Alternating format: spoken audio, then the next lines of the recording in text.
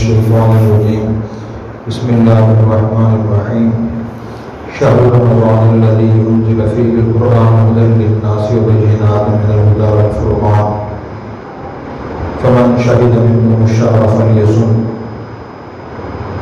صدق الله مولانا العلي العظيم. میرے محترم بزرگوں، بھائیوں اور دوستوں، علماء اور بہنوں، شعبان المعظم کے آخری دن چل رہے ہیں. کچھ دن کے بعد رمضان المبارک کا مہینہ شروع ہونے والا ہے. نبی کریم صلی اللہ علیہ وسلم کا معمول تھا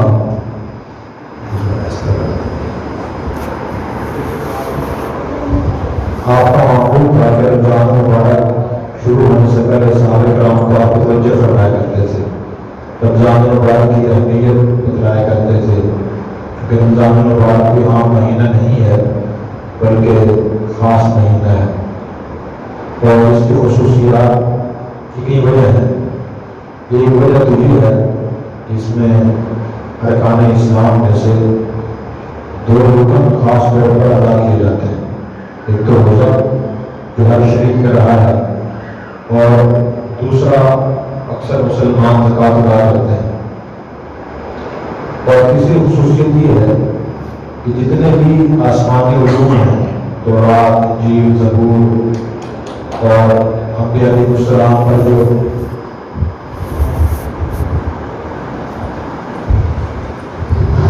بچے کو بھیجیں اندر پتہ کریں.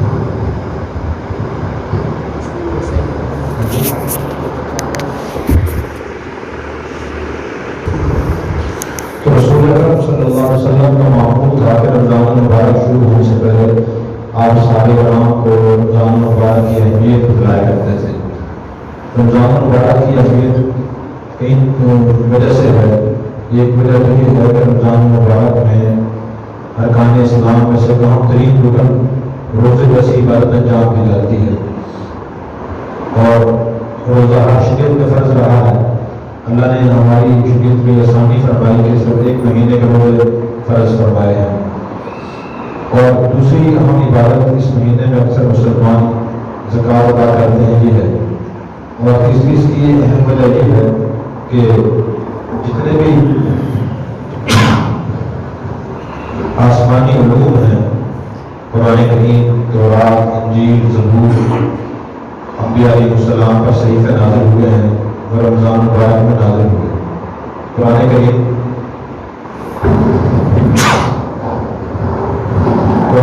سارا تو رمضان میں نازل نہیں ہوا، لیکن نازل ہونا شروع رمضان میں ہوا.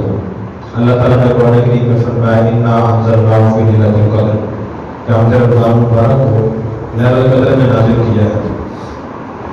اس لیے رمضان مبارک بہت اہم مہینہ ہے. اس کے لمحات کو قیمتی بنانے کے لیے اس مہینے کے بارے میں اللہ اور اس کے رسول صلی اللہ علیہ وسلم نے جو تعلیمات ہمیں دی ہیں، ہمیں ان کو پڑھنا اور سمجھنا چاہیے. رمضان المبارک کی ایک بڑی اہم فضیلت یہ بھی ہے، حدیث میں آتا ہے کہ جس شخص اس مسلمان کی رمضان المبارک میں وفات ہو جاتی ہے، اللہ تعالیٰ قیامت تک اس سے حساب نہیں لیتے. جامع ترمذی میں یہ روایت ہے. کتنی بڑی فضیلت ہے کہ جس مسلمان کی رمضان المبارک میں وفات ہو جائے تو قیامت تک اس سے حساب نہیں ہوگا. عام مسلمان سے جو عام مہینوں میں شروع ہوتا ہے اس سے حساب ہوتا ہے. اسی طرح حدیث میں یہ بھی آتا ہے کہ رمضان المبارک میں قبر کے جو مردے ہیں قبروں کے، ان سے عذاب اٹھا لیا جاتا ہے. تو رمضان المبارک کی پہلی عبادت تو روزہ ہے. وہ روزہ ہر عاقل بالغ مسلمان پر عورت کا ذمہ فرض ہے. قرآن کریم میں خود اللہ نے اس کا اعلان کیا، فرمایا فمن شہد منکم الشہر فلیصم، کہ جو عاقل بالغ صحت مند مسلمان اس مہینے موجود ہو تو وہ روزہ رکھے. ہر مسلمان کو اس کی کوشش کرنی چاہیے. بہت سے مسلمان مرد عورت روزہ اس لیے رکھتے ان میں ہمت نہیں کرتے. انہوں نے پہلے سے سوچا ہوتا ہے کہ ہم سے روزہ نہیں رکھا جائے گا، میں روزہ نہیں رکھ سکتا. یہ غلط فہمی ہے، اس کو ختم کر کے روزہ رکھنا چاہیے. ہمارے اس علاقے میں تو گرمی کم ہوتی ہے اور سہولیات زیادہ ہیں، اور نبی کریم صلی اللہ علیہ وسلم اور صحابہ کرام کی زندگی میں پڑھیں، اب بھی دیکھیں تو عرب کے اندر گرمی بہت زیادہ ہوتی ہے، روزہ دار کو زیادہ پیاس پریشان کرتی ہے، تو گرمی بہت زیادہ ہوتی تھی، اور صحابہ کرام سفر بھی کرتے تھے رمضان مبارک میں، اور سفر میں ان کا اونٹوں پر، گھوڑوں پر، خچروں پر ہوتا تھا، یعنی گرمی سے بچاؤ کوئی انتظام نہیں ہوتا تھا، پھر بھی روزہ رکھا کرتے تھے۔ اس لیے ہمیں روزہ لازم رکھنا چاہیے۔ روزہ رکھنے کے ایک تو دینی فوائد ہیں، فضائل ہیں، بہت زیادہ ہیں۔ آپ صلی اللہ علیہ وسلم نے ارشاد فرمایا کہ اللہ تعالیٰ فرماتے ہیں الصوم لی وانا اجزی بھی، کہ روزہ مسلمان پہ بھی رکھتا ہے، میں خود ہی اس کا بدلہ دوں گا۔ اور ایک اور حدیث میں آتا ہے کہ ایک جنت کی دروازہ ہے جس کا نام ریان ہے، ریان کا معنی سرار کرنے والا، تو یہ دروازہ روزہ داروں کے لیے مخصوص ہوگا، روزہ دار اس سے داخل ہوں گے۔ اسی طرح حدیث میں آپ نے یہ بھی ارشاد فرمایا کہ تم روزہ رکھو تندرست رہو گے۔ جن لوگوں کا وزن بہت زیادہ ہے، خاص طور پر کولیسٹرول، یورک ایسڈ بڑھا ہوا ہے، تو ان کے لیے روزہ بہترین علاج ہے۔ ہمارے دوست ہیں ابھی، تو ان کے والد صاحب بہت بیمار رہتے تھے، بہت علاج کرایا، تو کافی عرصے کے بعد میری ان سے ملاقات ہوئی تو میں نے دیکھا کہ وہ بہت سماعت کمزور ہو گئے تھے اور صحت مند تھے۔ میں نے ان سے پوچھا کہ آپ کی صحت ماشاء اللہ اچھی معلوم ہو رہی ہے، کہاں سے علاج کرایا؟ تو انہوں نے بتایا کہ میں کافی علاج کراتا رہا لیکن اس فرق نہ پڑا۔ بلاخر مجھے اللہ تعالیٰ نے ایک ڈاکٹر کے پاس بھیج دیا، تو انہوں نے میری ساری رپورٹیں، پرچیاں ساری چیک کی، اور چیک کرنے کے بعد انہوں نے ساری پرچیاں رپورٹیں سر پہ رکھ دی اور کہا کہ آپ کے علاج صرف ایک ہی چیز ہے، وہ یہ ہے کہ آپ ایک سال میں روزہ رکھیں، نہ کوئی انجیکشن آپ کا علاج ہے، نہ گولی ہے، نہ ڈرپ ہے، نہ کیپسول ہے، آپ پورے ایک سال میں روزہ رکھیں، آپ تندرست ہو جائیں گے۔ تو کہتے ہیں کہ میں نے 1 مہینے کے روزے رکھے، الحمدللہ میں تندرست ہو گیا۔ اس لیے روزے کے مادی فائدہ یہ بھی ہے کہ اس سے انسان تندرست ہو جاتا ہے۔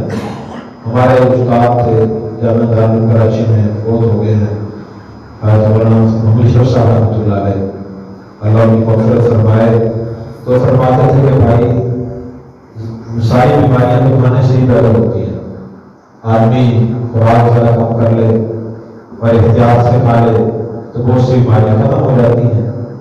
تو روزے سے بیماریاں ختم اس وجہ سے ہوتی ہیں کہ ہم پورا سال کھاتے پیتے رہتے ہیں، تو جسم کے اندر فاسد مادے جمع ہوتے رہتے ہیں۔ جب انسان روزے سے ہوتا ہے، کھانا نہیں کھاتا، پہلا سحری والا کھانا ہضم ہو جاتا ہے، معدہ خالی ہو جاتا ہے، معدہ چلتا رہتا ہے، اٹھاتا نہیں ہے، تو وہ فاسد مادوں کو جلا دیتا ہے۔ فاسد مادے جلنے کی وجہ سے جو ضرورت ہے کولیسٹرول اندر ہوتا ہے، چربی ہوتی ہے، یورک ایسڈ اور دوسرے مادے ہوتے ہیں، ان کو وہ جلا دیتا ہے۔ جیسے اپنے گھر کی ہم صفائی کرتے ہیں کچھ عرصے کے بعد، تو ہم سوچتے ہیں کہ گھر میں یہ برتن بھی فالتو ہے، یہ کپڑا ہی فالتو پڑا ہے، فلاں چیز ہی فالتو ہے، تو یہ جمع کر کے اس کو آگ لگا دیتے ہیں، گھر صاف ہو جاتا ہے۔ اسی طرح روزہ رکھنے سے ہمارا جسم صاف ہو جاتا ہے۔ اس لیے روزے کا مسلمان کو لازمی کوشش کرنی چاہیے، لیکن چونکہ اس دفعہ بھی جو رمضان آ رہا ہے گرمی میں آ رہا ہے، تو گرمی اور سردی کی حقیقت ہے، گرمی بھی مسلمان کو پریشان تو کرتی ہے، روزہ دار کو خاص طور پر، تو اس کے لیے ہمیں استدابی اختیار کرنی چاہیے جس سے ہمیں گرمی کم محسوس ہو اور کمزوری کم محسوس ہو۔ اس کے بھی طریقے دیندار حکمان نے، اطباء نے بتائے ہیں۔ اگر سحری میں مسلمان کھجور استعمال کر لے تو، اسی طرح چھوٹی الائچی استعمال کر لے، دہی استعمال کرے، زیادہ گرم چیزیں استعمال نہ کرے، چاول نہ کھائے، سحری میں گوشت نہ کھائے، گرم چیزیں زیادہ کریلے استعمال نہ کرے، تو دن میں بھوک پیاس زیادہ پریشان انسان کو نہیں کرتی۔ اسی طرح جب افطاری کریں تو افطار کرتے ہوئے بھی اعتدال کے ساتھ ایک روزہ دار افطار کرے، نہ اتنا زیادہ کھائے کہ کھانے کے بعد پھر سستی پیدا ہو جائے، تراویح نہ پڑھ سکے، نہ اتنا کم کھائے کہ بہت کمزوری پیدا ہو جائے۔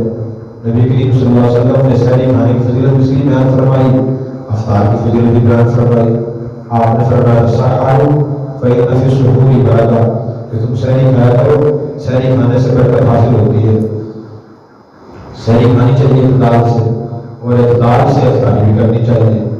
البتہ یہ تو تھا روزے کی اہمیت کے بارے میں کہ ہر مسلمان کوشش کرے کہ میں روزہ رکھوں۔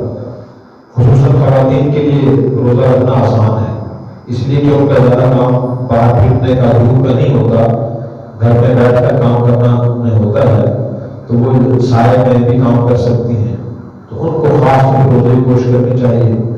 البتہ شریعت نے چونکہ ایک مسلمان کی تمام ساری صورتوں کا لحاظ رکھا ہے، سب چیزوں کا خیال رکھا ہے، تو ہمیں بھی تمام صورتوں کا علم ہونا چاہیے اور خیال رکھنا چاہیے۔ جو لوگ واقعی بیمار ہو اور روزہ نہ رکھ سکتے ہوں، جیسے بعض لوگ شوگر کے مریض ہوتے ہیں، شوگر کا بہت ہائی ہو جاتا ہے، یہ وہ بیمار ہیں، دوا استعمال کرتے ہیں، خواتین ہیں یا مرد ہیں، اور وہ روزہ رکھیں تو ناقابل برداشت تکلیف شروع ہو جاتی ہے، تو پھر ایسی صورت میں شریعت نے کو روزہ چھوڑنے کی اجازت دی ہے کہ آدمی روزہ چھوڑ دے اور بعد میں روزہ رکھ لے۔ قرآن کریم میں اللہ تعالیٰ نے خود ارشاد فرمایا فمن کان منکم مریضا او علی سفر فعدۃ من ایام اخر، کہ جو شخص رمضان مبارک بیمار ہو یا شرعی مسافر ہو تو وہ روزہ نہ رکھ سکے تو چھوڑ دے۔ اسی طرح کوئی خاتون اگر امید سے ہیں اور بیمار ہیں، روزہ رکھنے سے تکلیف ہوتی ہے بہت زیادہ، یا کوئی خاتون بچے کو دودھ پلا رہی ہیں اور دودھ پلائے تو بچے کے لیے دودھ نہیں ہوتا روزے کی صورت میں، کیونکہ عورت جب کھانا کھاتی دودھ بنتا ہے اس سے، کھانا نہ کھائے دودھ نہیں بنے گا، تو ایسے بھی خاتون ہے تو اس کے لیے بھی اجازت ہے کہ فی الحال روزہ چھوڑ دے اور بعد میں روزہ رکھ لے۔ ہمارے الحمدللہ اکثر جو دیندار لوگ ہیں وہ دین پر شدت سے عمل کرتے ہیں، تو جتنی استطاعت اور طاقت قوت ہو اس کے لحاظ سے ضرور عمل کرنا چاہیے، لیکن اتنی شدت اختیار کرنا اس صورت میں شریعت نے اجازت بھی دی ہے کہ آپ یہ کام چھوڑ دیں تو جائز ہے آپ کے لیے، پھر بھی آپ کی شدت اختیار کریں اور بہت بیمار ہو جائے، بہت کمزور ہو جائے، تو شریعت نے اس سے ہی منع فرمایا ہے، شریعت نے اس سے ہی منع فرمایا۔ حدیث میں آتا ہے کہ جب مکہ فتح ہوا، سن 8 ہجری کا سال تھا، آپ صلی اللہ علیہ وسلم اور صحابہ کرام مدینہ سے روانہ ہوئے، تو رمضان المبارک کا مہینہ تھا، روزے آپ بھی رکھتے رہے، صحابہ کرام بھی رکھتے رہے، تو پھر آپ صلی اللہ علیہ وسلم نے جب مکہ قریب پہنچے تو وہاں پہنچ کر رمضان المبارک کے مہینے میں آپ نے اونٹنی پر بیٹھ کر پانی منگوایا اور سب کے سامنے دیتے ہوئے روزہ افطار کر دیا، روزہ توڑ دیا آپ نے، کہ آپ مسافر تھے تو روزہ چھوڑنا آپ کے لیے جائز تھا، اور آپ نے اس لیے چھوڑا روزہ توڑا کہ اگر میں روزہ رکھوں گا اور صحابہ کرام روزے سے ہوں گے، اگر ہمیں آگے جا کر مکہ میں داخل ہوتے ہوئے مشرکین مکہ کی طرف سے مزاحمت اور جنگ کا سامنا کرنا پڑے گا تو روزے کی حالت میں جنگ نہیں ہوگی، اس لیے کہ جب آدمی بھوکا پیاسا ہوتا ہے، نڈھال ہوتا ہے، اس کا بولنے کو دل نہیں کرتا، جنگ تو بڑی مشقت والا کام ہے، تو آپ نے اللہ کی اجازت کی وجہ سے روزہ افطار کر دیا۔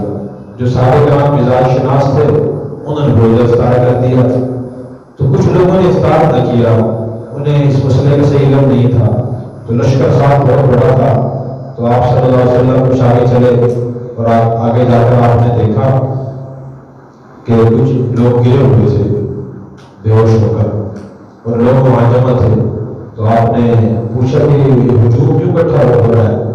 صحابہ کرام نے بتایا کہ رسول اللہ نے روزہ افطار نہیں کیا تھا تو بھوک پیاس سے برداشت نہ ہوگی اور بے ہوش ہو کر یہ گر گئے، تو آپ صلی اللہ علیہ وسلم نے ارشاد فرمایا اولئک العصاة، یہ لوگ نافرمان ہیں، یہ لوگ گناہگار ہیں، یہ لوگ نافرمان ہیں۔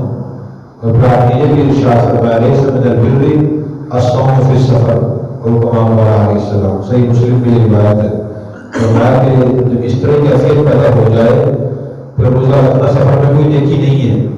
جب آپ نے خود افطار فرما دیا اپنی مشقت میں تو ہمیں شریعت نے اجازت دی ہے کہ ہم بغیر کسی عذر پہ روزہ نہ چھوڑیں، جب کوئی واقعی عذر پیش آ جائے اور روزہ ناقابل برداشت ہو جائے، اچانک کوئی تکلیف ایسی ہو جائے اور ڈاکٹر بتاتے ہیں کہ دوا استعمال کریں یا اپنی صحت طبیعت خراب ہو جائے پھر روزہ چھوڑ دینا چاہیے، البتہ بعد میں اس کی قضا کرنی چاہیے۔ یہ تو روزے کے مختصر مسائل تھے، تفصیلی مسائل آپ بہشتی زیور میں گھر میں کوئی دینی کتاب اس میں دیکھ سکتے ہیں، علماء سے پوچھ سکتے ہیں۔ اور دوسری جو مسئلہ ہے وہ زکوٰۃ کا ہے۔ زکوٰۃ بھی ارکان اسلام میں سے اہم ترین رکن ہے، یعنی اسلام کی جو 5 بنیادی چیزیں ہیں ان میں سے ایک اہم چیز زکوٰۃ بھی ہے اور یہ فرض ہے۔ کچھ اس کے فضائل ہیں، کچھ مسائل ہیں۔ فضائل تو یہ ہے کہ نبی کریم صلی اللہ علیہ وسلم نے ارشاد فرمایا کہ روزانہ صبح آسمان سے 2 فرشتے اترتے ہیں، وہ 2 دعا کرتے ہیں۔ ایک دعا کرتا ہے اللہم آت ممسکا خلافا، اے اللہ اپنے راستے میں خرچ کرنے والے کو اس کا اچھا بدلہ عطا فرما۔ اور دوسرا دعا کرتا ہے اللہم آت ممسکا تلافا، اے اللہ جو مسلمان ضرورت اپنی یا دوسرے مسلمانوں کی ضرورت کے میں خرچ نہیں کرتا بلکہ بخل سے کام لیتا ہے، اس کا مال حلال تباہ فرما۔ روزانہ 2 فرشتہ آگے دعا کرتے ہیں۔ اور نبی کریم صلی اللہ علیہ وسلم نے ارشاد فرمایا کہ صدقہ کرنے سے، زکوٰۃ دینے سے مال کا کم نہیں ہوتا۔ آپ نے قسم اٹھائی ہے، اور آپ دیکھ لیں معاشرے میں، خاندان میں جو لوگ صدقہ خیرات کرتے ہیں، زکوٰۃ دیتے ہیں، ان کا مال کبھی کم نہیں ہوتا، اللہ تعالیٰ کو مزید دیتے رہتے ہیں۔ زکوٰۃ ادا کرنے کے پھر بڑے اور فوائد بھی ہیں۔ ایک فائدہ تو یہ ہے کہ انسان کی فطرت یہ ہے، اس کی خواہش یہ ہوتی ہے کہ مال میرے پاس آتا رہے، مزید آتا رہے، مجھ سے جائے نہ۔ یہ مال کی جو محبت ہے یہ انسان کو بڑے گناہوں میں مبتلا کرتی ہے، تو شریعت نے اس کے علاج کے لیے صدقہ خیرات اور زکوٰۃ کا حکم دیا۔ جب انسان دیتا ہے تو مال کی محبت اس سے کم ہوتی ہے۔ دوسرا فائدہ اس کا یہ ہے کہ اللہ تعالیٰ نے ہمیں جو مال دیا ہوتا ہے وہ آزمائش کے لیے دیا ہوتا ہے۔ قرآن کریم میں انما اموالکم واولادکم فتنہ، بے شک تمہارے مال اور تمہاری اولادیں تمہارے لیے آزمائش کا ذریعہ ہیں۔ تو مال آزمائش اس لیے اس طرح ہے کہ جتنی ہمیں خود ضرورت ہے، گھر والوں کو ضرورت ہے، تو اتنا تو پاس رکھنا چاہیے اور استعمال کرنا چاہیے، لیکن جو ضرورت سے زیادہ ہے تو وہ ہم دوسرے لوگوں کو، ضرورت مندوں کو دیتے ہی نہیں دیتے۔ یہ ہماری آزمائش ہے۔ اس آزمائش میں جو مسلمان پورا ہو گیا وہ کامیاب ہے، اور جس سے پورا نہ ہوا وہ ناکام ہے، اور اس کا انجام اس دنیا میں اللہ تعالیٰ دکھاتے ہیں، آخرت میں دکھائیں گے برا ہوگا۔ قرآن کریم میں اللہ تعالیٰ نے سورہ قصص میں قارون کا واقعہ بیان فرمایا، ان قارون کان من قوم موسیٰ فبغى علیہم وآتیناہ من الکنوز ما ان مفاتحہ لتنوء بالعصبۃ اولي القوہ۔ جو قارون تھا یہ حضرت موسیٰ علیہ السلام کا چچا بھائی تھا، انہیں کزن تھا اور بہت مالدار تھا منافق، دل سے مسلمان نہیں تھا۔ تو حضرت موسیٰ علیہ السلام نے مسلمانوں سے فرمایا کہ بھئی نماز پڑھے، انہوں نے نماز پڑھنا شروع کر دی، اور احکام بتایا اللہ کے، انہوں نے وہ کرنا شروع کر دیے۔ پھر موسیٰ علیہ السلام نے مسلمانوں سے فرمایا کہ زکوٰۃ ادا کریں، تو اس کے جواب میں قارون نے لوگوں سے یہ کہا کہ معاذ اللہ کہ موسیٰ کی تمہارے مالوں پہ نظر ہے، اور موسیٰ چاہتا ہے کہ تمہارے سب کے مال اپنے پاس اکٹھے کر لیں، اس لیے انہوں نے یہ اسکیم چلائی ہے۔ یہ کہتے ہیں کہ اللہ کے نام پہ پیسے دو، اللہ کے نام پہ رقم دو، رقدی دو۔ تو یہ اس نے سازش کی، بہت مالدار تھا، جب یہ سازش کی تو اس کے علاوہ اس نے موسیٰ علیہ السلام کو بدنام کرنے کی کوشش کی، تو اللہ تعالیٰ نے پھر قارون کو اس کے خزانوں سمیت زمین میں دھسا دیا، فخسفنا بہ وبدارہ الارض، اس کے خزانوں کو بھی اور اس کو خود بھی زمین میں اتار دیا۔ اس مال دولت کی محبت کی وجہ سے اس نے موسیٰ علیہ السلام کی توہین کی، تکلیف پہنچائی، اور اللہ تعالیٰ نے اس پر اس کو یہ انجام کیا۔ صحیح بخاری میں ایک اور بڑا سبق آموز واقعہ ہے، نبی کریم صلی اللہ علیہ وسلم نے بیان فرمایا، آپ نے ارشاد فرمایا کہ بنی اسرائیل میں 3 آدمی تھے، ایک گنجا تھا، ایک کوڑی تھا، ایک نابینا تھا۔ تو یہ تینوں بیمار بھی تھے اور بہت غریب و نادار بھی تھے۔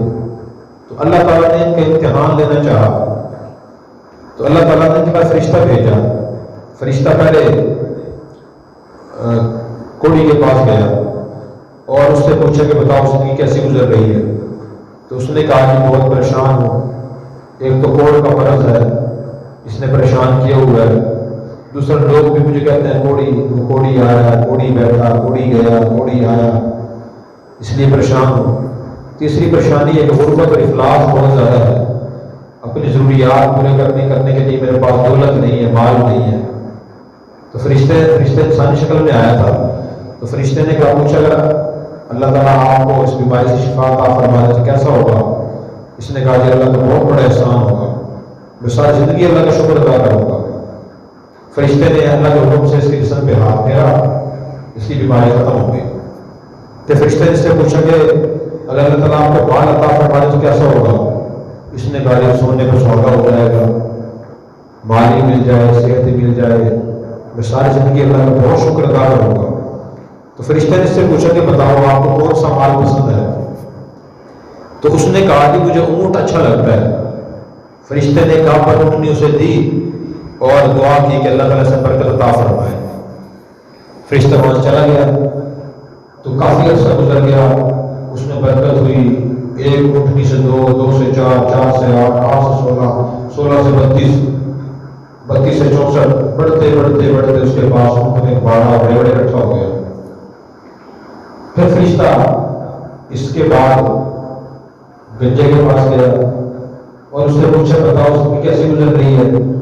اس نے کہا کہ بڑی پریشانی ہے، ایک تو سر میں خارش ہوتی ہے، میں خارش پر کھجلی کرتا رہتا ہوں، بڑی پریشانی ہے۔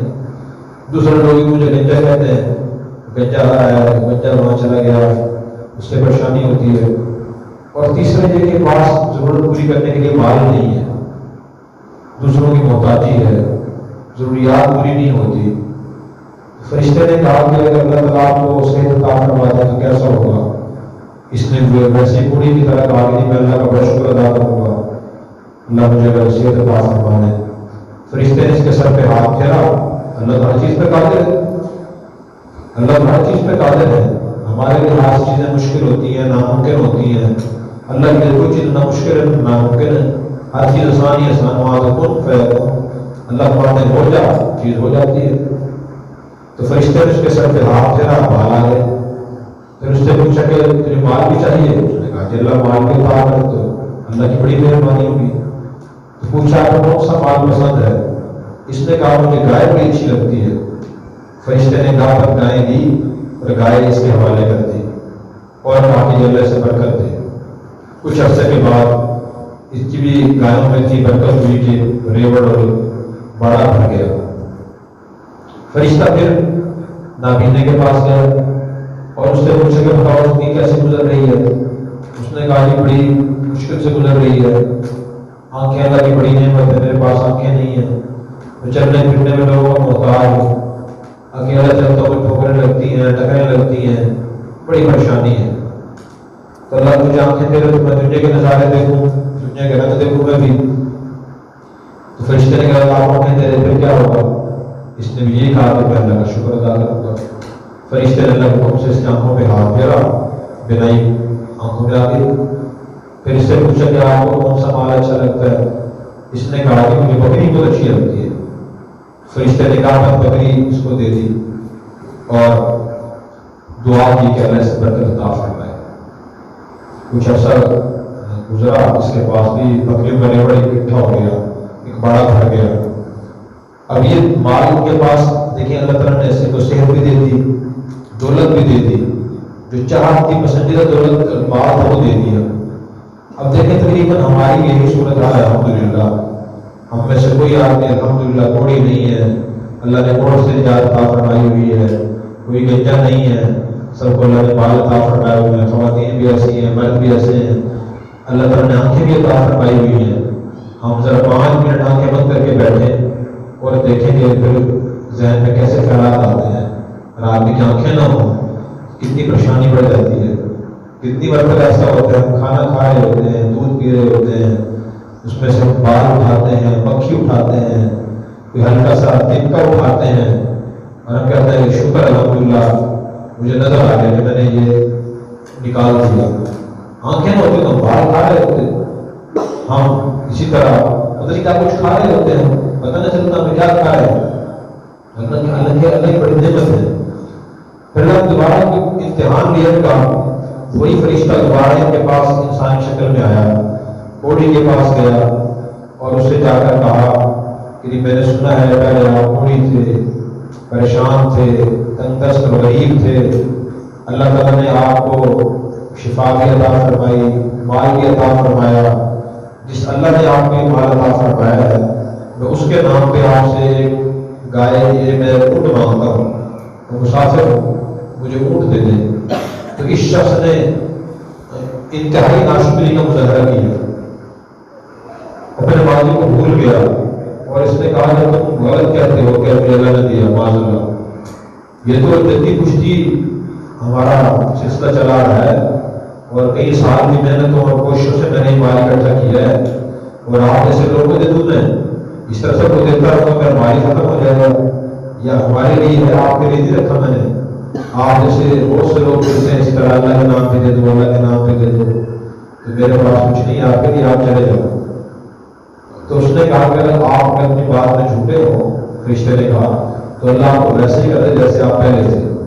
جیسے ہی فرشتہ وہاں سے غائب ہوا، بیماری دوبارہ آ گئی اور اس کے اونٹ بھرنا شروع ہو گئے اور کچھ دنوں میں سارا بڑا خالی ہو گیا۔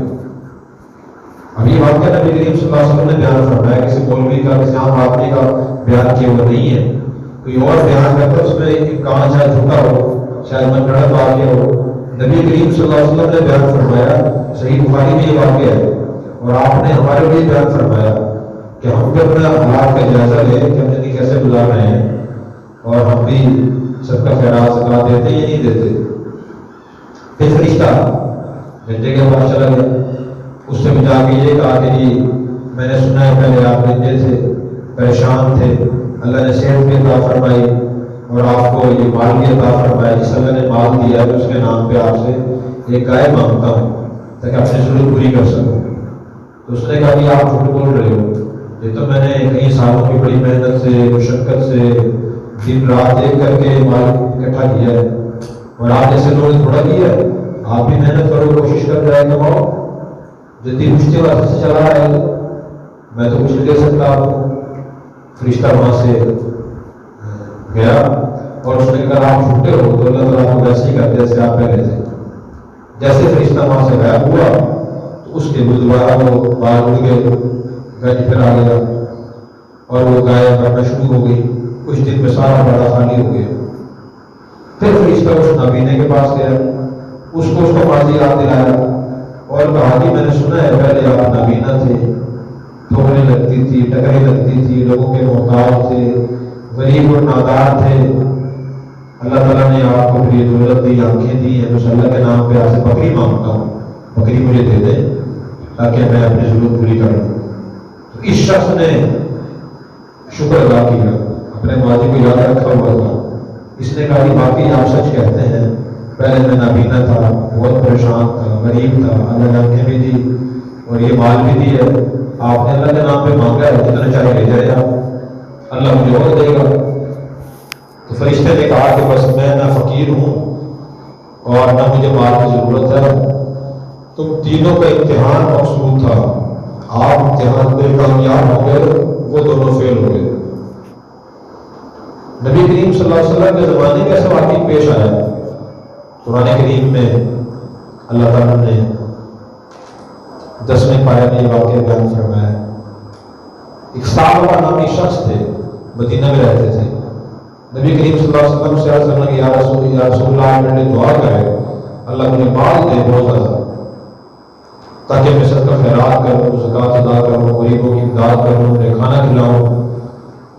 تو آپ نے انہیں فرمایا کہ صحابہ دیکھو میرے پاس ذرا مال نہیں ہے، کہتے میری حالت پسند نہیں ہے، جیسا میں ہوں ویسے ہی آپ رہو، اس ضرورت پر دولت ملے اور آپ اللہ کا شکر ادا کریں۔ اس نے پھر اس بات کہ نہیں یا رسول اللہ میرے لیے دعا کریں، آدمی خواہش ہے نہیں میرے پاس دولت کے باہر لگ جائے، یا رسول اللہ دعا کریں کہ اللہ مجھے مال دے۔ آپ نے پھر یہ بات فرمائی کہ بھائی میں چاہتا ہوں کہ تم میرے جیسے رہو، بس درویشی کی زندگی ہو، مسکینی کی، ذرا ٹھاٹ باٹ نہ ہو۔ آپ خود دعا کرتے تھے اللہم احیینی مسکینا وامتنی مسکینا واحشرنی فی زمرۃ المساکین، اے اللہ مجھے مسکینی کی حالت میں زندہ رکھ اور مجھے مسکینی کی حالت میں موت دینا، اور یا اللہ مجھے میرا حشر مسکینوں کے ساتھ کرنا۔ تو جو لوگ جن لوگوں کے پاس زیادہ دولت نہیں ہے وہ سمجھتے ہیں غریب ہیں، اس کے لیے یہ بڑی تسلی کی حدیث ہے۔ نبی کریم صلی اللہ علیہ وسلم اپنے لیے اللہ سے کیا مانگ رہے ہیں، کیا پسند فرما رہے ہیں؟ مال ضرورت ہے، لیکن جب ضرورت زیادہ ہو تو بندے کو بہت سی پریشانیوں میں مبتلا کر دیتا ہے۔ وہ سال میں کہنے لگے نہیں یا رسول اللہ، بس دعا ہے۔ آپ صلی اللہ علیہ وسلم نے دعا فرما دی کہ اللہ اس کو غنا عطا فرما، دولت عطا فرما، فراوانی عطا فرما۔ تو کچھ عرصہ گزرا، اس کو دعا کے اثرات ظاہر ہونا شروع ہو گئے۔ اللہ کے نبی کی دعا تھی، اثرات شروع ہوئے تو اس نے بکریاں پالی۔ بکریاں جب اس نے پالی، بکریاں اس کی بڑھ گئی بہت زیادہ، تو اس کی مسجد نبوی میں نماز میں حاضری کم ہو گئی۔ حضور پوچھتے کہ سال بھر ادھر نظر نہیں آتے، لوگ بتاتے کہ یا رسول اللہ وہ تو اپنے مال میں مصروف ہوتے ہیں۔ پھر بکریاں اتنی بڑھی کہ جو مدینہ کے ان کا مقام تھا وہ تنگ پڑ گیا۔ جیسے ہمارا مکان اگر تنگ ہو جائے، افراد بڑھ جائیں تو بڑا مکان خریدنے کی کوشش کرتے ہیں، تو اس نے مدینہ سے کچھ باہر کوئی بڑی حویلی، بڑا مکان لیا۔ پھر وہاں سے یہ جمعے کے جمعے مسجد نبوی آیا کرتے تھے، بس روزانہ نماز بھی آنا چھوڑ دیا۔ پھر حضور نے پوچھا لوگوں سے، بھائی صحابہ نہیں آ رہے؟ یا رسول اللہ وہ تو باہر مصروف ہوتے ہیں۔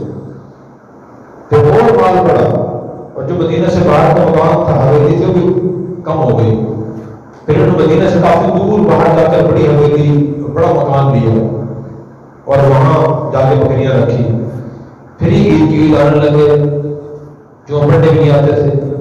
تو دیکھیں مال اس طرح انسان کو غافل کرتا ہے۔ قرآن کریم میں نے فرمایا یا ایھا الذین آمنوا لا تلہکم اموالکم ولا اولادکم عن ذکر اللہ، اے ایمان والو تمہیں تمہارے مال اور تمہاری اولاد اللہ کی یاد سے غافل نہ کر دے۔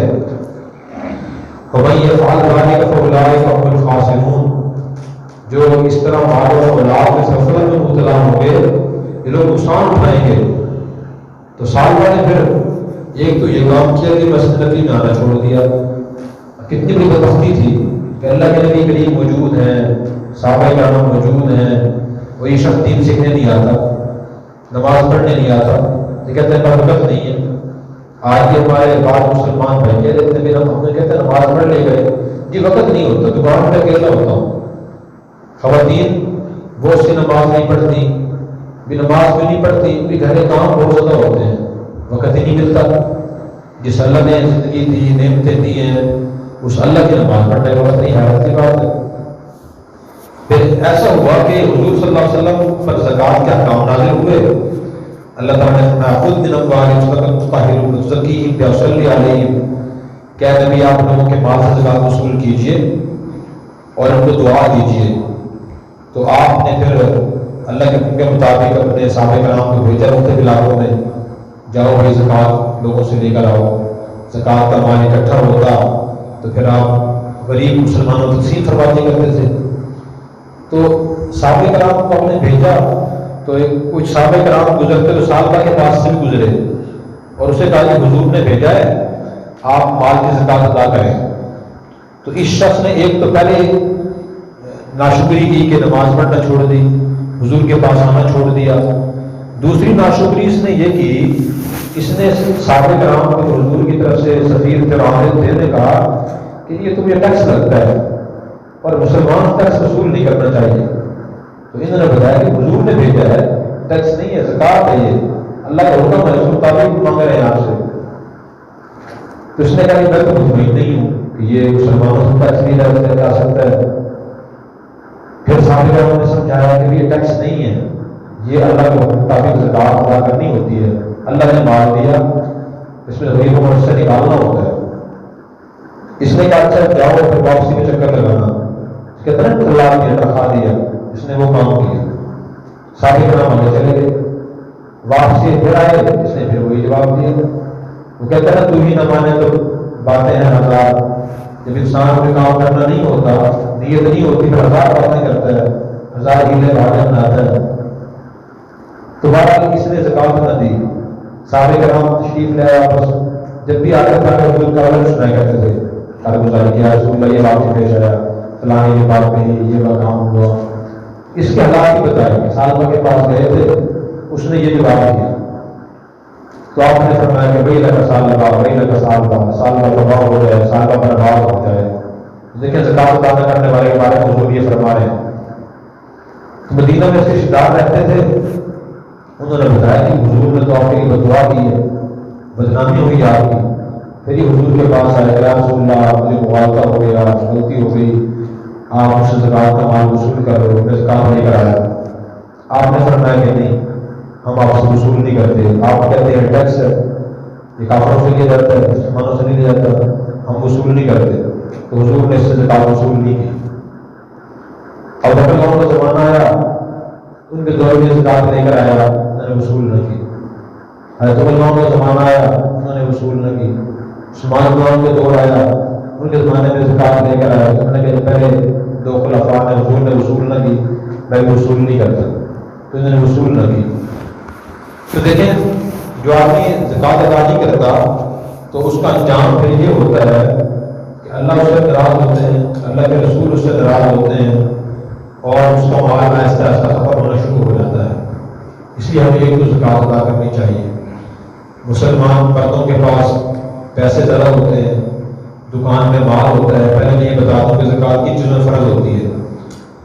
تو اگر یہ مسائل جو خلاصہ میں عرض کر رہا ہوں، اگر یہ مسائل ذہن میں بیٹھ جائیں تو انشاءاللہ زکات کے سارے مسائل یاد ہو جائیں گے، اور انشاءاللہ زکات کے مسائل کے مفتی بن جائیں گے۔ تو زکات 4-5 چیزوں میں فرض ہوتی ہے۔ نمبر 1 سونا، نمبر 2 چاندی، اور نمبر 3 نقدی یعنی پیسے، اور نمبر 4 مال تجارت یعنی ہر وہ سامان جو کسی شخص نے، مسلمان مرد نے، عورت نے فروخت کرنے کی نیت سے خریدا ہو۔ موبائل خرید لیا فروخت کرنے کی نیت سے، یا اسی طرح گاڑی خرید لی، پلاٹ لے لیا، مکان خرید لیا فروخت کرنے کی نیت سے، رہائش کی نیت سے نہیں، فروخت کرنے کی نیت سے، تو ان پر زکات فرض ہوتی ہے۔ پہلا اصول یہ ہے ان 4 قسم کے مالوں پہ۔ دوسرا اصول یہ ہے کہ ان چیزوں کی ہر مقدار پر زکات فرض نہیں ہوتی۔ جو سونا ہے اس کے لیے خاص مقدار ہے، اس خاص مقدار کو نصاب کہتے ہیں۔ سونے کا نصاب 7.5 تولہ ہے۔ کسی کے پاس صرف سونا ہو 7.5 تولہ وہ زکات فرض ہوگی، اس سے کم نہیں ہوگی۔ چاندی کا نصاب 52.5 تولہ ہے، اور پیسے کا اور سامان تجارت کا جو نصاب ہے وہ یہ ہے کہ 52.5 تولہ چاندی کی قیمت کے برابر پیسے ہوں، یا اتنا سامان برائے فروخت جس کی ملکیت میں ہو، اس پہ زکات فرض ہوگی۔ دوسرا اصول یہ ہو گیا۔ تیسرا اصول یہ ہے کہ اکثر خواتین کے پاس 7.5 تولہ سونا 52 تو چاندی نہیں ہوتی، کچھ سونا ہوتا ہے کچھ چاندی ہوتی ہے۔ اگر ایک نصاب تولہ نہ ہو، 2 چیزیں ہوں، 3 ہوں یا 4 ہوں، اور تھوڑی تھوڑی ہوں، پھر شریعت یہ کہتی ہے کہ ان کی قیمت دیکھی جائے گی مجموعی۔ مثلاً ایک خاتون کے پاس 1 تولہ سونا ہے اور اس کے پاس فرض کریں 2 تولہ چاندی ہے، اب یہ قیمت دیکھی جائے گی۔ اگر یہ قیمت 52 تولہ چاندی قیمت کے برابر یا اس سے زیادہ ہو جاتی ہے، اس پہ زکات فرض ہے، اور ہو جاتی ہے۔ آج کل سونا کیسے تولہ ہے؟ 1,25,000 کے قریب تولہ ہے، اور چاندی تقریباً 1500-1600 یا 2000 کے قریب اس کا تولہ ہے۔ تو اگر 2000 بھی لگائیں چاندی کا تولہ تو وہ تقریباً کوئی لاکھ کے قریب بن جاتی ہے، اور 1 تولہ سونا ہے 2 تولہ چاندی ہے تو 1,26,000 بن رہے ہیں۔ تو کسی کے پاس اگر 1 تولہ سونا بھی ہے، عورت کے پاس کچھ پیسے ہیں یا کچھ چاندی ہے، تو پھر زکات فرض ہے، اس کو زکات دینی چاہیے۔ چوتھا مسئلہ یہ ہو زکات کا۔ پانچواں مسئلہ یہ ہے کہ ہر مسلمان کو اپنے زکات کا حساب کرنے کی تاریخ مقرر کرنی چاہیے، کہ میں نے سال کی فلاں تاریخ کو زکات کا حساب کرنا ہے۔ کسی کے پہلے تاریخ مقرر ہے تو ٹھیک ہے، مقرر نہیں ہے تو مقرر کر لے، اور اسلامی تاریخ مقرر کرے۔ مثلاً ایک مسلمان نے اپنی تاریخ مقرر کر لی ہے رمضان المبارک، لیکن رمضان المبارک کو اس نے حساب کرنا ہے، تو اپنا حساب اس طرح کرے۔ مثال کے طور پر اس نے جب دیکھا تو اس کے پاس 1 تولہ سونا ہے، وہ فرض کریں 1,20,000 روپے کا ہو گیا۔ پھر اس نے دیکھا کہ میرے پاس 1,00,000 روپے ہو گئے، تو یہ 2,20,000 روپے ہو گیا۔ پھر اس نے دیکھا کہ اچھا پیسے خواہ بینک میں ہوں یا جیب میں ہوں یا گھر میں ہوں، آدمی کا مالک ہونا چاہیے، مالک ہے تو زکوٰۃ فرض ہوتی ہے۔ تو 1,00,000 روپے اس کے پاس ہے، 1,25,000 روپے کی طرح سونا اس کے پاس ہے، 13,20,000 روپے کا، تو کل ٹوٹل 2,20,000 روپے ہو گئے۔ پھر وہ یہ دیکھتا ہے کہ یہ میں نے ایک پلاٹ میں خریدا ہوا ہے، فروخت کرنے کی نیت سے کہ جب مناسب مجھے منافع ملے گا فروخت کر دوں گا۔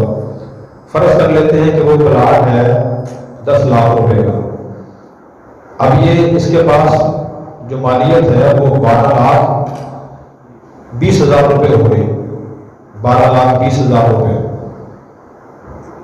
اب یہ اس کے بعد کرنے کا کام یہ ہے کہ یہ سوچے کہ یہ میرے ذمہ قرض تو نہیں ہے جو میں نے کسی کا دینا ہے، تو اس کے ذہن میں خیال آتا ہے کہ ہاں میں نے 20,000 روپے فلاں قرض دینا ہے، وہ اس میں سے نکال دیں گے، 12 لاکھ روپے بچ گئے، تو 12 لاکھ کو 40 پہ تقسیم کر دیں گے۔ یہ آسان طریقہ ہے، جتنی ٹوٹل یہ چیزیں ہوں ان کی مالیت ہو، سونے کی، چاندی کی، سامان تجارت کی، نقدی کی، تو وہ 40 پہ جمع کر کے 40 پہ تقسیم کر دیں۔ آسانی کے لیے سمجھ سکتے ہیں کہ 1,00,000 روپے پہ 2,500 روپے زکوٰۃ فرض ہوتی ہے۔ تو اس طرح زکوٰۃ کا حساب کیا جاتا ہے، اور حساب کرنے کے بعد پھر زکوٰۃ ادا کرنی چاہیے۔ اچھا بہت سی خواتین یہ کہتی ہیں کہ ہمارے پاس سونا بھی ہے، چاندی بھی ہے، لیکن ہم زکوٰۃ ادا نہیں کر سکتے اور پیسے نہیں ہیں ہمارے پاس، تو ان کے لیے بھی شریعت نے آسانی رکھی ہے۔ بہتر تو یہی ہوتا ہے کہ مسلمان زکوٰۃ ہے کچھ دے دے، اس میں تاخیر نہ کرے، لیکن اگر کسی کے پاس فوراً پیسے نہ ہوں تو وہ آہستہ آہستہ بھی زکوٰۃ دے سکتا ہے۔ مثلاً ایک آدمی کی زکوٰۃ 12,000 روپے بنتی ہے، اب وہ ہر مہینے 1,000 روپے دیتا رہے تو 12 مہینے 12,000 پورے ہو جائیں گے اس کے۔ تو اس طرح ہمیں زکوٰۃ کا حساب کرنا چاہیے اور زکوٰۃ ادا کرنی چاہیے۔ اور زکوٰۃ پھر ادا کرنے کے طریقے ہیں کہ زکوٰۃ کا مال کس کو دیں، کہاں دیں۔ سب سے پہلے تو اپنے خاندان میں دیکھیں، اپنے گھر میں دیکھیں۔ ایک آدمی اپنی زکوٰۃ اپنے والد کو نہیں دے سکتا، والدہ کو نہیں دے سکتا، اپنے بیٹے کو نہیں دے سکتا، اپنی بیٹی کو نہیں دے سکتا، اپنے پوتے کو نہیں دے سکتا، اپنے نواسے کو نہیں دے سکتا، اپنے دادا کو، دادی کو، نانا کو، نانی کو، ان کو زکوٰۃ نہیں دے سکتا، اس کو زکوٰۃ نہیں دے سکتا جس پہ خود زکوٰۃ فرض ہے۔ اس کے علاوہ اگر آپ کا کوئی بھائی تندرست ہے، اس پہ خود زکوٰۃ فرض نہیں ہے، بہن تندرست ہے، ماموں ہے، خالہ ہے، پھوپھی ہے، دوست ہے، رشتہ دار ہے، پڑوسی ہے، اس پہ خود زکوٰۃ فرض نہیں ہے۔ جتنے بہتر لگتا ہے آپ کو کہ سر بابا کو چاندی کی قیمت برابر، اس کے پاس پیسے ہیں، نہ اتنا سونا چاندی ہے، تو وہ زکوٰۃ کا مستحق ہے، اس کو زکوٰۃ دے سکتے ہیں، پہلے ان کو دینا چاہیے۔ رشتہ دار کو دینے سے، بہن بھائی مستحق ہو اس کو دینے سے ڈبل ثواب ملتا ہے۔ ایک صدقہ خیرات زکوٰۃ کا ثواب ملتا ہے، دوسرا صلہ رحمی کرنے کا ثواب ملتا ہے۔ جب انسان کسی کو چیز دیتا ہے تو لینے والے کے دل میں دینے والے کی محبت پیدا ہوتی ہے۔ تو پہلے اگر اپنے رشتہ دار ہوں، بہن بھائی ہوں، کچھ نہ کچھ چپکرش ہو ہی جاتی ہے اور دل میں کچھ نہ کچھ رنجش پیدا ہوتی ہی رہتی ہے، فلاں نے یہ بات کہہ دی، فلاں نے میرا یہ کام نہیں کیا، فلاں نے میرے خلاف یہ کام کیا تھا، کچھ نہ کچھ باتیں چلتی رہتی ہیں۔ اس طرح لینے دینے سے وہ رنجشیں ختم ہو جاتی ہیں، دل صاف ہو جاتا ہے۔ دین بھی چاہتا ہے کہ دل صاف ہے آپ میں، تو پہلے ان کو دینا چاہیے۔ اگر اپنے خاندان محلے پڑوس میں ایسا کوئی نہ ہو یا ہو پھر بھی اس کے علاوہ بھی ان میں سے پھر کوشش یہ کریں کہ کسی نیک آدمی کو دیں۔ نبی کریم صلی اللہ علیہ وسلم نے ارشاد فرمایا کہ اللہ صاحب اللہ مؤمنا، کہ تم مومن کے پاس بیٹھو، ولا یأکل طعامک الا تقی، تمہارا کھانا متقی آدمی کھائے۔ جب نیک آدمی کو صدقہ خیرات زکوٰۃ دی جائے گی، وہ نیکی میں استعمال کرے گا، تو گویا کہ آپ اس کی نیک کام میں تعاون کر رہے ہیں، اس میں آپ کو بھی ثواب ملے گا۔ اور اسی طرح اپنے قریب کے جو مدارس ہیں ان کو بھی زکوٰۃ دینی چاہیے، دین کے مراکز ہیں، دینی سلسلے میں کوئی مسلمان مصروف ہے تو اس کو بھی زکوٰۃ دینی چاہیے کہ مستحق ہے۔ تو اس طرح یہ زکوٰۃ ادا کرنے کا طریقہ ہے، اور اس طرح زکوٰۃ کا حساب کرنا چاہیے۔ میں نے مختصر سے مسائل عرض کیے ہیں، تفصیلات تو بہت زیادہ ہیں، تو اصل طریقہ تو یہی ہے کہ مسلمان جب بھی ایسا موقع آئے تو اس موقع کے مسائل وہ سیکھے. جیسے رمضان مبارک کا موقع آ رہا ہے تو رمضان کے مسائل ہم پڑھیں کہ روزہ کن چیزوں سے ٹوٹتا ہے، کن چیزوں سے مکروہ ہو جاتا ہے، اور کون سے کام روزے میں کرنا جائز ہیں، کون سے ناجائز ہیں. بعض اوقات ایسا ہوتا ہے کہ مسلمان کو ایک کام کی ضرورت ہوتی ہے لیکن وہ کرتا نہیں، کہتا روزہ ٹوٹ جائے گا، حالانکہ روزہ اس کام سے ٹوٹتا ہی نہیں. جیسے انجیکشن لگوانا ہے، روزے کی حالت میں بیمار آدمی انجیکشن لگوا سکتا ہے، رگ والا بھی اور گوشت والا بھی. بہت مسلمان بیمار ہوتے ہیں، انجیکشن نہیں لگواتے، روزے کی حالت میں روزہ ٹوٹ جائے گا، حالانکہ روزہ اس سے ٹوٹتا ہی نہیں. اسی طرح کان میں بیماری ہو، آنکھ میں مسئلہ ہو تو روزے کی حالت میں کان میں آپ دوائی ڈال سکتے ہیں، آنکھ میں ڈال سکتے ہیں، اس سے روزہ نہیں ٹوٹتا. گرمی کے موسم میں ذرا غسل کر سکتے ہیں، غسل کرنا مکروہ نہیں ہے، منع نہیں شریعت سے. بعض لوگوں کے ذہن میں غلط فہمی ہے کہ یہ روزے میں زیادہ نہانا بھی مکروہ ہے، حالانکہ مکروہ نہیں ہے. اسی طرح میں نے زکوٰۃ کے مسائل عرض کیے، اس کے آسان طریقے. تو اگر ہم شریعت کو پڑھیں گے، سمجھیں گے تو انشاءاللہ ہمیں آسانیاں نظر آئیں گی. اللہ تعالیٰ نے، اللہ کے نبی نے بار بار فرمایا، اللہ نے فرمایا ما جعل علیکم فی الدین من حرج، اللہ نے دین میں تنگی نہیں رکھی ہے، آسانی رکھی ہے. ایک اور جگہ فرمایا کہ اللہ بکم اليسر ولا بکم العسر، اللہ تم سے آسانی کرنا چاہتے ہیں، تنگی کرنا نہیں چاہتے. اور نبی کریم صلی اللہ علیہ وسلم نے کہا دین یسر، دین تو بہت آسان ہے. اس لیے یہ بات ہے مسلمان کے ذہن میں ہونی چاہیے کہ دین آسان ہے، دین آسان ہے، دین مشکل نہیں ہے. اب بہت سے مسلمانوں کے ذہن میں غلط فہمی ہے کہ دین تو بہت مشکل ہے، اگر آدمی دین پر عمل کرے پھر تو نہ کسی کے پاس جائے، نہ کچھ کمائے اور نہ کھائے، بس گھر ہی بیٹھا رہے. بہت بڑی غلط فہمی شیطان نے ذہن میں ڈالی ہوئی ہے. اس وجہ سے بہت سے مسلمان عمل کرنے کی نیت ہی نہیں کرتے. تو دین بہت آسان ہے، دنیا کے معاملات مشکل ہیں. اس لیے ہمیں ایسے موقع پر کوشش کرنی چاہیے کہ معاملات اپنے درست رکھیں. رمضان شروع ہونے سے پہلے معاملات سیٹ کریں. آخری بات میں عرض کرتا ہوں، صرف رمضان المبارک قرآن کریم کی تلاوت بھی کرنی چاہیے، قرآن کریم سے خاص تعلق ہونا چاہیے. الحمدللہ ہم مردوں کی بنسبت مسلمان خواتین کی توجہ رمضان میں قرآن کی طرف زیادہ ہوتی ہے. بہت سی خواتین 4 قرآن کریم 5 10 15 20 تک مکمل کر لیتی ہیں. بڑی ثواب کی چیز ہے. پڑھنے سے ثواب ملتا ہے، ہر وقت 10 نیکیاں ملتی ہیں، لیکن پڑھنے سے زیادہ ہمیں دین کہتے ہیں سمجھنے کی کوشش کرنی چاہیے کہ ہم اللہ کے کلام کو سمجھیں. قرآن کریم اللہ نے اس لیے بھیجا ہے کہ مسلمان اس کو پڑھ کر سمجھ کر عمل اس کے مطابق کرے. تو آج کل ہم سمجھتے ہی عمل کیسے کریں گے. تو ایک مسلمان مرد عورت میں یہ کوشش کرنی چاہیے کہ اسے تلاوت کم کر لے. اگر اس نے 3 پارے پڑھنے ہیں، 1 پارا پڑھنا ہے تو وہ آدھا پارا پڑھ لے، 1 پارے کی تلاوت کر لے، لیکن ترجمے کے ساتھ پڑھے، اس کی تفسیر کے ساتھ پڑھے. آسان ترجمہ قرآن قرآن کریم کا ہے. ہمارے استاد محترم محمد والے، اس کا ترجمہ بھی آسان ہے، تشریح بھی اس کی آسان ہے. تو وہ پڑھے تو قرآن کریم سمجھ آئے کہ اللہ تعالیٰ ہمیں کیا پیغام دے رہے ہیں. اسے سمجھنے کی ہمیں زیادہ کوشش کرنی چاہیے، پڑھنے کی کوشش کم کرنی چاہیے. اسی طرح اگر زیادہ نہیں پڑھ سکتے تو کم از کم سورۃ فاتحہ آخری جو صورتیں ہیں ہم رمضان المبارک میں ان کا ترجمہ تفسیری یاد کر لیں، تاکہ جب نماز میں ہم قرآن کریم کی صورتیں پڑھیں، سورۃ فاتحہ پڑھیں، ہمیں پتہ ہوگا اللہ تعالیٰ ہمیں کیا کہہ رہے ہیں. اب صورت حال یہ ہے کہ ہماری زندگیاں گزر جاتی ہیں 20 سال 50 سال 70 سال 80 سال، لیکن ایک مسلمان مرد کو عورت کو اپنی نماز کا ترجمہ بھی نہیں آتا، آخر رسول کا ترجمہ نہیں آتا، سورۃ فاتحہ کا ترجمہ نہیں آتا. اللہ کیا کہہ رہے ہیں ہمیں. یہ بڑی معلومی کی بات ہے. ہمیں کوشش کرنی چاہیے کہ قرآن کریم کو سمجھیں تاکہ وہ پر عمل بھی کر سکیں. اللہ تبارک و تعالیٰ مجھے اور آپ کو ان تمام باتوں پر اخلاص سے عمل کرنے کی توفیق عطا فرمائے. آخر میں وہی گزارش ہے کہ جب بھی ہم یہاں سے جائیں تو جانے کے بعد اس بیان جو باتیں ہم یہاں کرتے ہیں وہ جا کے اپنے دوست احباب کو بتائیں، گھروں میں بتائیں، ان کو دہرائیں تاکہ ذہن میں اچھی طرح بیٹھ جائے.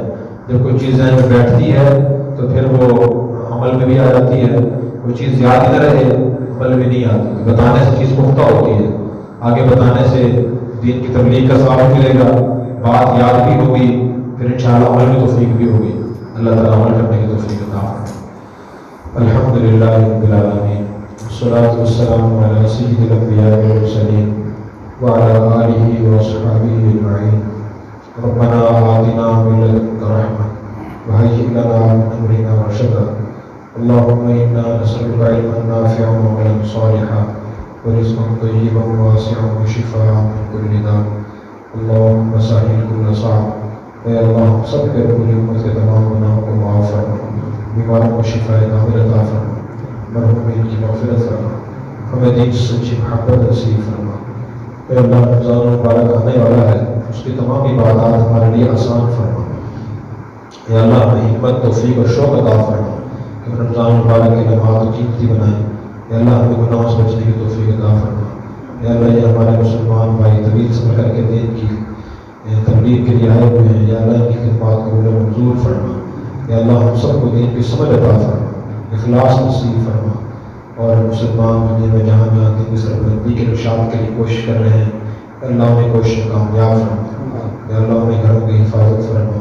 یا اللہ ان کی دنیا اور آخرت کی تمام مشکلات آسان فرما تمام جائز حالات اور ضروریات اپنے غیر کے خزانوں سے پوری فرما اے اللہ مرتدل تک دین اسلام پر استقامت عطا فرما وقت کرمت جیون نصیب فرما صلی اللہ تعالی علی خیر خلقہ سیدنا مولانا محمد وعلی آلہ واصحابہ اجمعین برحمتک یا ارحم الراحمین.